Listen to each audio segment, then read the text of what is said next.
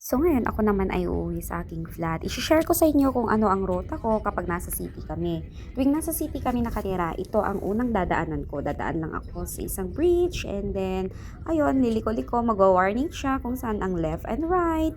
Ayan, ganun lang naman siya. So hayaan na natin, bahala na, wag na tayong mamroblema. So mag-sightsong na lang tayo sa labas. So ayan, samahan niyo ako at uuwi na muna tayo. Tuwing Biyernes nga pala, yun ang day off ko. Uuwi ako ng Friday, so Saturday, Sunday, tsaka by Monday morning, babalik na naman tayo. O paano ba yan? Alam nyo na, pero yun nga lang, hindi pa rin sapat ang ating 2 araw na pagde-day off dito. So, bali 8 hours ngayong work ko, after nating mag-work noon, minsan, so sideline pa tayo ng overtime. Hindi nga kasi tayo mapakali, lalo na pag nakakaboring. 200 square meter ang bahay nila dito sa city, kaya yun lang naman ang ginagawa natin araw-araw pag the same routine, hindi nakakapagod kasi nga na-maintain mo na. Nung unang araw lang talaga, mga 1 week, parang todo adjustment tayo. Nabugbog ang katawan ko, pero yun nga lang. Dati pinag-pray mo, gusto mong magkatrabaho, pero ngayon, nung may trabaho ka na, puro ka na lang reklamo. So, no, no, no, wag ganun ha. Ayan, ang haba pa talaga ng biyahe ko, kaya ewan ko na kung ano ang next na i-voice over ko. Medyo malapit-lapit na nga tayo, guys. Mukhang papunta na to sa Dacia.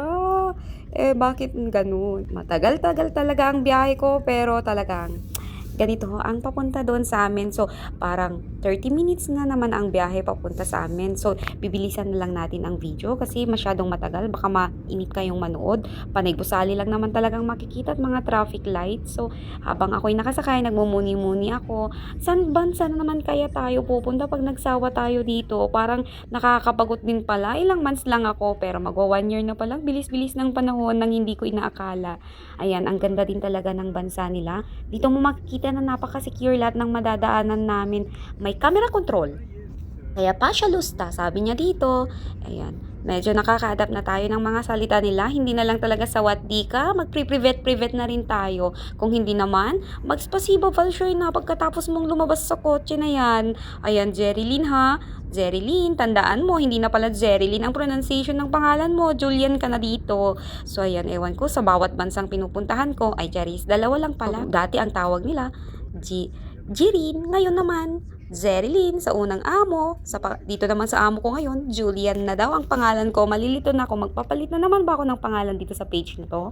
Pero, hindi, sige na lang, embrace na lang natin kung saan mas madaling i-pronounce ang pangalan natin. Ayan. Kung saan-saan na napunta yung kwento ko, mukhang hindi pa tayo nakakarating sa apartment namin. Na-enjoy nyo ba ang panonood sa video na ito? Kahit wala namang kakwenta-kwenta ang mga pinagsasabi ko, diba? Realize nyo na din, ako din naman, wag kayong mag-alala.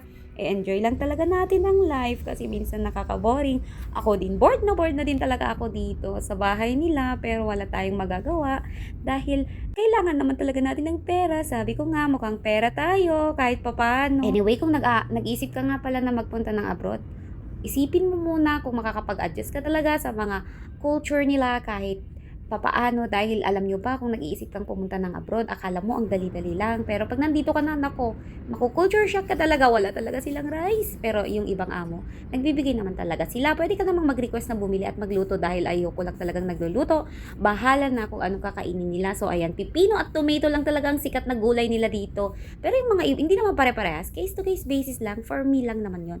Pero sila, kumakain din naman talaga sila ng mga manok. Panoy breast nga lang. At dahil healthy living ang aking madam, hindi pwede na kumakain ng karne, pero ako talaga nagpapabili ako pag nagre-crave ako, pero dahil may day off naman, Sabado, Linggo, pwede tayong magluto sa flat, kaya Friday pa lang, iisipin mo na kung ano ang gusto mong ulamin, pero pag nakachamba ka, madadayet ka talaga ng 2 linggo, kasi minsan, pag nasa Dacia daw, hindi na daw kami muna pwede umuwi na linggo-linggo dito sa city, so doon, sa Dacia kami titira ng 3 buwan, dahil summer nila, mas enjoy nilang tumira sa Dacia. Ano yung Dacia? Countryside po ang tawag nila. O kaya naman Dacia kapag bakasyon ng bahay lamang nila dito sa Russia.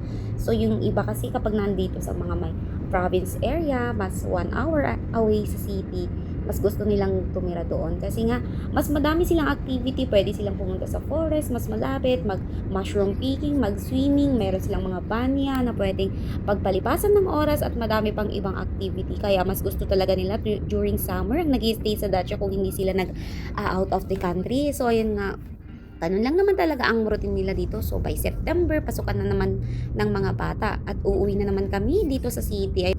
At malapit-lapit na nga tayong makarating sa aming flat at sa wakas, natapos na din ang aking kwento na 5 minuto. At dahil nga palapit na tayo sa ating flat, magsasay goodbye na ako at salamat sa inyong mga panonood mga amiga. Spasibo Valshoy! Paka-paka!